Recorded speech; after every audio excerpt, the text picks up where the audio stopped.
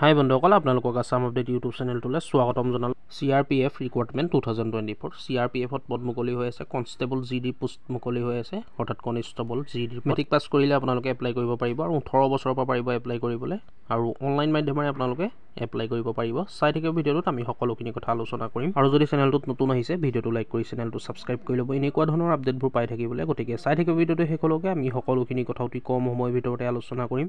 কেন্দ্ৰীয় সংৰক্ষিত আৰক্ষী বাহিনী CRPF অৰ্থাৎ চেণ্ট্ৰেল ৰিজাৰ্ভ পুলিচ ফ'ৰ্চত পদ মুকলি হৈ আছে। ইয়াৰ শেষ তাৰিখ হ'ল 15/2/2024।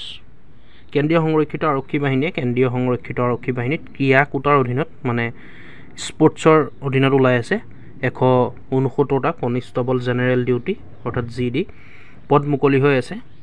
ইয়াৰ কাৰণে আপোনালোকে অনলাইন এপ্লাই কৰিব পাৰিব। CRPF নিযুক্তি 2024 পদৰ নাম কনিষ্টেবল জেনেৰেল ডিউটি, পুৰুষ আৰু মহিলা দুয়োটা কেটেগৰীৰ কাৰণে ওলাই আছে। পদৰ সংখ্যা 169টা, পুৰুষৰ কাৰণে আছে 83টা, মহিলাৰ কাৰণে আছে 86টা পদ। ক্ৰীড়াভিত্তিক খালী পদ বিৱৰণ কি পদ ওলাই আছে আপোনালোকে চাওক। প্ৰথম পদটো ওলাই আছে জিমনাষ্টিক্স, ইয়াৰ কাৰণে 6টা পোষ্ট আছে, পুৰুষৰ কাৰণে 6টা, মহিলাৰ কাৰণে নাই। 2 নম্বৰ পদকেইটা ওলাইছে জুডো, ইয়াত 6টা, পুৰুষৰ কাৰণে 3টা, মহিলাৰ কাৰণে 3টা। তাৰ পাছৰ পদটো ওলাই আছে উচুৰ কাৰণে 9টা, পুৰুষৰ কাৰণে আছে 5টা, মহিলাৰ কাৰণে আছে 4টা। শ্বুটিঙৰ কাৰণে 9টা পোষ্ট মুকলি হৈ আছে, পুৰুষৰ কাৰণে 5টা, মহিলাৰ কাৰণে 4টা। ব্ৰেকিঙৰ কাৰণে 5টা ওলাই আছে, পুৰুষৰ কাৰণে 2টা, মহিলাৰ কাৰণে 3টা।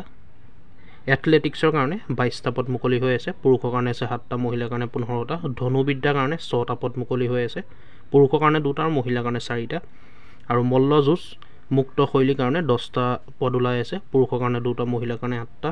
গ্ৰীক ৰোমানৰ কাৰণে 1টা পোষ্ট মুকলি হৈ আছে, যিটো অকল পুৰুষে এপ্লাই কৰিব পাৰিব। ইয়াৰ পিছত টাইকোৱাণ্ডো 5টা পোষ্ট ইয়াৰ কাৰণে মুকলি হৈ আছে। টাইকোৱাণ্ডোৰ কাৰণে পুৰুষৰ কাৰণে 2টা, মহিলাৰ কাৰণে 3টা মুকলি হৈ আছে। জলক্ৰীড়া কয়াক ইয়াৰ কাৰণে 4টা পোষ্ট মুকলি হৈ আছে, পুৰুষৰ কাৰণে 1টা, মহিলাৰ কাৰণে 3টা। নাও কাৰণে 4টা, পুৰুষৰ কাৰণে 1টা, মহিলাৰ কাৰণে 3টা। নাও চলোৱাৰ কাৰণে 2টা, এইটো মহিলাৰ কাৰণে ওলাই আছে। শৰীৰ চৰ্চাৰ কাৰণে 2টা, পুৰুষৰ কাৰণে ওলাই আছে 2টা।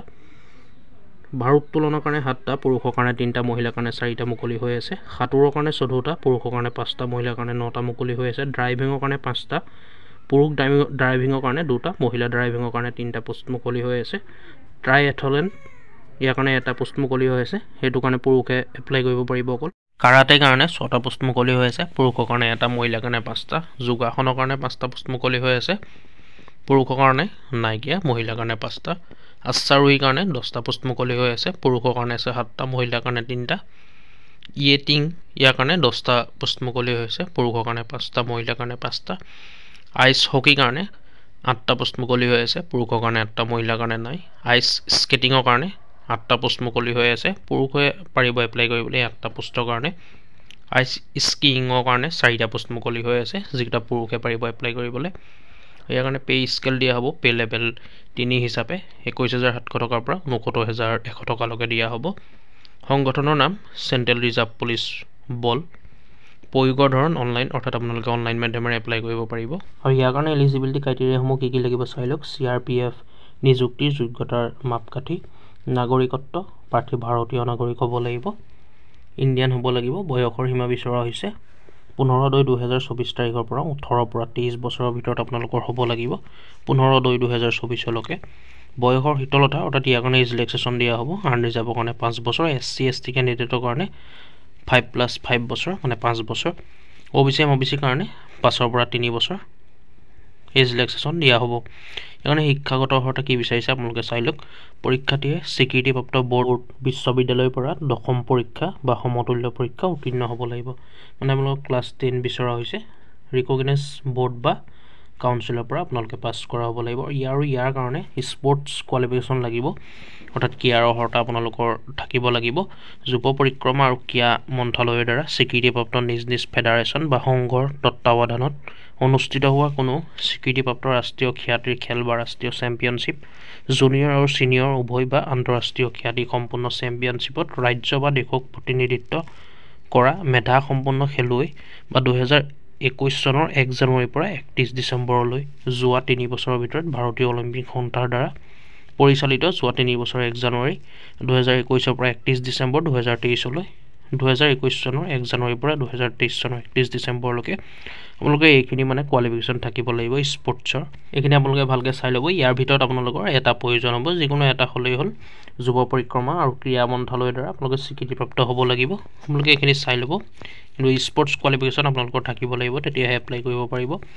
আবেদনৰ মাচুল এইকাৰণে এপ্লিকেশ্যন ফিজ পে' কৰিব লাগিব। UR অৰ্থাৎ আনৰিজাৰ্ভ, EWS, OBC কেণ্ডিডেট 100 টকা, বাকী SC ST বা মহিলাসকলে পে' কৰিব নালাগে। ইয়াৰ কাৰণে এইটো সম্পূৰ্ণ ফ্ৰী। পে'মেণ্ট মোড অনলাইন কৰিব পাৰিব আপোনালোকে। ইয়াৰ কাৰণে এপ্লাই কেনেকৈ কৰিব চাই লওক। ইয়াৰ ষ্টাৰ্টিং ডেটটো আছিলে অনলাইন এপ্লাই কৰা 16 জানুৱাৰী 2024 আৰু অনলাইন আবেদন দাখিলৰ অন্তিম তাৰিখ অৰ্থাৎ লাষ্ট ডেট হ'ল অনলাইন এপ্লাই কৰা 15 ফেব্ৰুৱাৰী 2024 নিশা 12 বজালৈকে সময় থাকিব।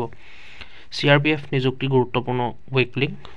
আপোনালোকে এপ্লাই কৰিবলৈ হ'লে ডিছক্ৰিপশ্যনলৈ আহিব, তাতে লিংক পাই যাব। আৰু অফিচিয়েল ৱেবছাইট আৰু অফিচিয়েল এডভাৰটাইজমেণ্ট আপোনালোকে চেক কৰিবলৈ হ'লে ডিছক্ৰিপশ্যন ভিজিট কৰিব, তাতে সকলোখিনি পাই যাব। আৰু ডিছক্ৰিপশ্যনৰ পৰাই আপোনালোকে অতি সহজতে এপ্লাই কৰিব পাৰিব। যিসকলে ইণ্টাৰেষ্ট হয়, যিসকলে এডুকেশ্যন কোৱালিফিকেশ্যন মিলে বা স্পৰ্টছৰ কোৱালিফিকেশ্যন আছে, আপোনালোকে 15 ফেব্ৰুৱাৰী আগতে এপ্লাই কৰি দিব অতি সোনকালে। গতিকে বন্ধুসকল, ভিডিঅ'টো আজি ইমানে আছিলে। যদি চাই ভাল পালে লাইক এটা কৰি ল'ব আৰু কিবা সুধিবলগীয়া থাকিলে কমেণ্ট কৰিব। এনেকুৱা ধৰণৰ চাকৰি খা খবৰসমূহ পাই থাকিবলৈ আমাৰ আছাম আপডেট ইউটিউব চেনেলটো ছাবস্ক্ৰাইব কৰি ল'ব। ধন্যবাদ। জয় আই অসম।